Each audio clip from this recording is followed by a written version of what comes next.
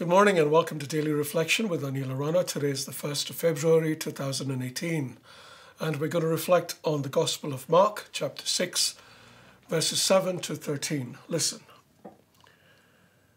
Jesus called the 12 and began to send them out two by two and gave them authority over the unclean spirits.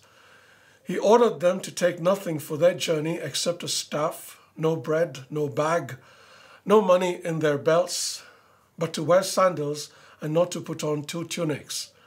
He said to them, "Wherever you enter a house, stay there until you leave the place.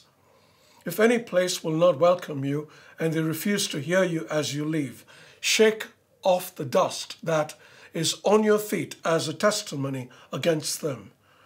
So they went out and proclaimed that all should repent. They cast out many demons and anointed with oil many who were sick and cured them. The Gospel of the Lord. If you have been following these reflections, you might have noticed that there is an emphasis on proclaiming the good news. That isn't because of any bias this commentator might have towards evangelism, but because it is the prime directive of Jesus that can be seen in almost everything he says. Now, if we take this directive seriously and actually start proclaiming the gospel, we need to understand that not everybody is going to be receptive to it.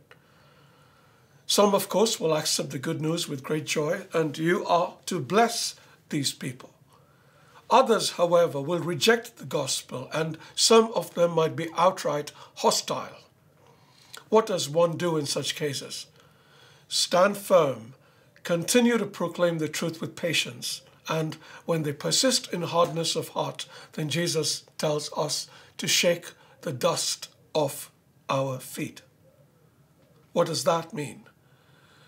To shake the dust off one's feet is essentially a symbolic gesture indicating that you have done whatever you could in the situation, but now carry no further responsibility for the people. We find Paul doing this when the Jewish leaders in Pisidian Antioch fomented persecution against his team and expelled them from the city. He shook the dust off his feet. Now, and this is because I think a proper reflection demands it, we need to look at a reversal of roles. Instead of you going out with the gospel message, if somebody comes to you with it, a gospel message in its undiluted brilliance, would you accept it with open hearts? In either case, plenty to think about today. Be blessed.